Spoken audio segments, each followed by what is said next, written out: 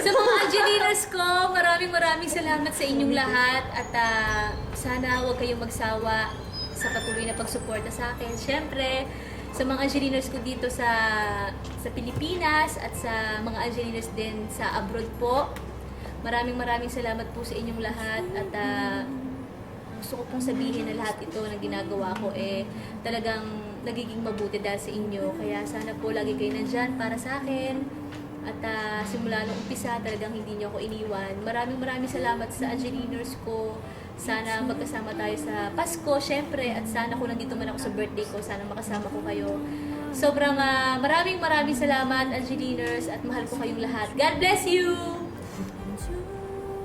God bless you! Ano? Tapos yun? Thank you po, Angeliners! Maraming salamat.